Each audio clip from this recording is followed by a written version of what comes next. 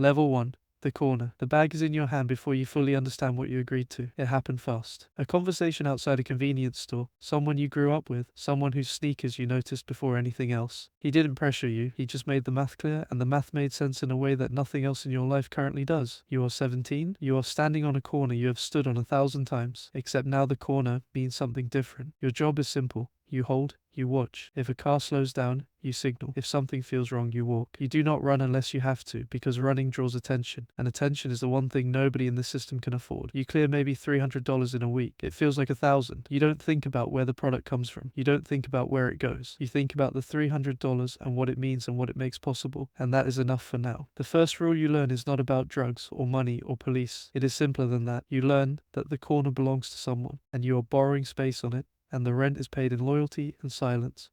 Break either one and the math changes entirely. You don't ask questions, you already know the answer. Level 2. The runner. 6 months in and you are no longer on the corner. You move product between locations. You know 3 addresses and nothing about any of them. You drive a car that isn't yours, registered to a name you've never heard. You make the drop. You leave. You don't count what's in the bag because counting what's in the bag is not your job. And curiosity at this level is a liability. You clear 800 a week now, sometimes more. The psychological shift is subtle but real. You stop seeing the product as a thing with consequences and start seeing it as a unit of work. It goes from here to there. That is your function. The rest of the chain is not your problem. And you train yourself not to think about it because thinking about it doesn't change anything except your ability to sleep. You meet more people. You learn that the organization has layers you can't see from where you stand. Someone above you reports to someone above them. Nobody tells you how far up it goes, you don't ask. You learn the second rule.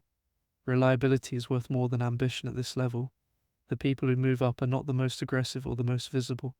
They are the ones who are always where they said they would be, who never short account, who don't create problems that have to be solved by someone else. You become reliable. You make yourself difficult to replace. That is your first real strategic decision, even if you don't think of it that way yet. Level 3. The soldier. You are 19 and someone hands you a phone that you are not allowed to lose. The phone means you are reachable. Being reachable means you matter. You understand this without anyone explaining it. Your responsibilities have expanded. You no longer just move product. You help manage the corner you used to stand on. You watch the people on it. You report up. You handle small problems before they become large ones, which sometimes means a conversation, which sometimes means something harder than a conversation. And you learn to do both without letting either one show on your face afterward. The money is better. Not life-changing yet, but better. You start paying for things in cash without thinking about it. You stop using your real name in certain conversations. You develop a second version of yourself, the one people outside the organization see, who has a cousin's address on record, and maybe a part-time job that exists on paper, and the one who answers the phone at 11 p.m. The violence is the part nobody prepares you for correctly. Not the doing of it, the normalization of it. The way it stops feeling like an event and starts feeling like a weather condition. Something that exists in the environment that moves through and passes, that you assess for risk and respond to accordingly. You are not numb yet, but you are becoming fluent in a language you did not grow up speaking, and fluency changes the way you think. Level 4. The operator. You are 23 and you run a cell. 12 people answer to you. You know their names, their habits, their reliability ratings, and their weaknesses. You know which ones are skimming and how much you are willing to tolerate before it becomes a message that needs sending.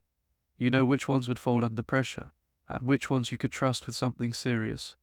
You clear somewhere between 15 and 40,000 a month depending on the season and the supply chain, and none of it touches your name. You have a legitimate business, not a real one, but a real-looking one. A small shop, a cleaning service, something with a cash flow that can absorb a certain amount of additional cash flow without attracting attention. You got it through a contact 2 levels above you who handles these arrangements for people at your stage. You think in systems now. Supply, demand, exposure, redundancy. You think about which of your 12 people are single points of failure and how to build around them. You think about police patterns and informant probability, and the cost-benefit of expansion versus stability. You have stopped thinking about the product entirely. It is a commodity, it is a variable in an equation. You optimized your relationship with it a long time ago, and the optimization was to stop seeing it as a thing at all. The moral architecture you built in levels 1 and 2 has not collapsed. It has just been quietly renovated, room by room, until the structure looks the same from outside but bears no resemblance to the original on the inside. You tell yourself the people on your corners made their own choices. You mostly believe it. Level 5. The Coordinator. You are 27 and you have not touched product in 3 years. You coordinate between cells. You manage money flows. You sit in rooms with men who are 10 and 15 years older than you. And you speak and they listen, which still surprises you faintly even though it shouldn't by now. The organization at this level is a logistics operation. It is shipping and finance and human resources and risk management.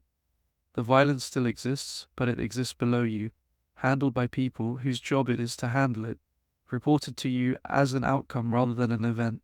You travel, you sit in ordinary restaurants in ordinary cities and have conversations that would read as business meetings to anyone at the next table. You have a phone for your family and 3 phones for everything else. You have 2 identities that are documented well enough to withstand moderate scrutiny. The loneliness starts here, not because you are isolated exactly, but because the version of yourself that exists in the organization is so completely separated from everything else that you start to lose track of which one is real. Your family sees someone successful and slightly distant. Your organization sees someone reliable and slightly cold. Neither one has the full picture, and you are not sure the full picture exists anymore, in any single place. You are good at this.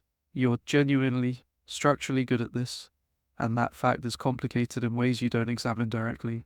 The system rewards you for being good at it, so you continue. Level 6, the Underboss. You are 32, and decisions that affect hundreds of people pass through you every week. Territory disputes, supply negotiations, personnel problems, which is the phrase used for situations involving people who have become liabilities. Relationships with officials, local, federal, occasionally international, maintained through intermediaries, through cash, through the specific leverage that accumulates when you have been watching powerful people do compromising things for long enough. The organization at this level is not what people outside imagine. There are no dramatic meetings, no long tables with everyone present. It is phone calls and coded messages and face-to-face conversations in unremarkable locations, conducted between people who appear to be doing something else entirely. You make decisions that you do not make alone but that you are responsible for. Something goes wrong in a city 300 miles away, and it is your problem because that city falls in your territory, and your territory is your name, and your name is all you have in a system where legal protection does not exist. You have not slept a full night in 2 years. This is not metaphor.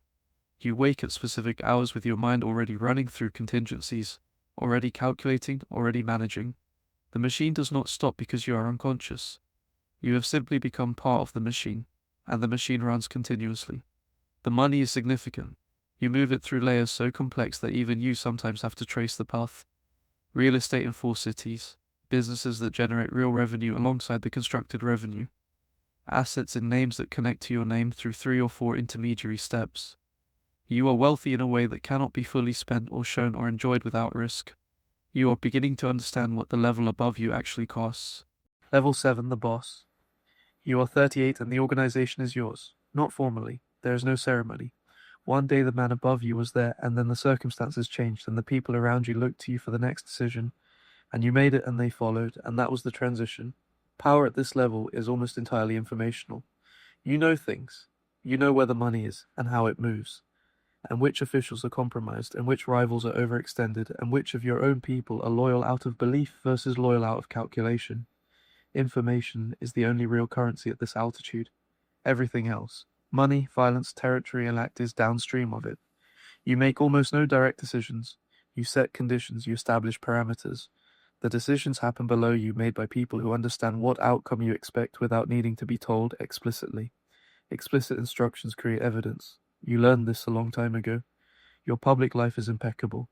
You employ people, you support causes. You are present at the right events and absent from the right conversations.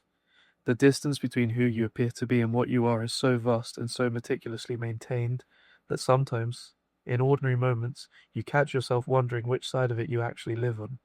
The answer, if you are being honest, is neither.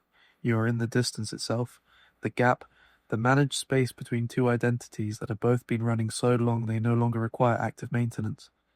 The danger at this level is not arrest. It is not rivals. It is the people closest to you, who know enough to be dangerous, whose loyalty is a calculation that can be recalculated if the variables change. You manage this the way you manage everything, with information, with structure, with the careful distribution of what each person knows so that no single person holds enough to be catastrophic. You trust no one completely. You have not trusted anyone completely in a very long time, and you can no longer remember exactly when that stopped and whether it was a decision or a gradual conclusion.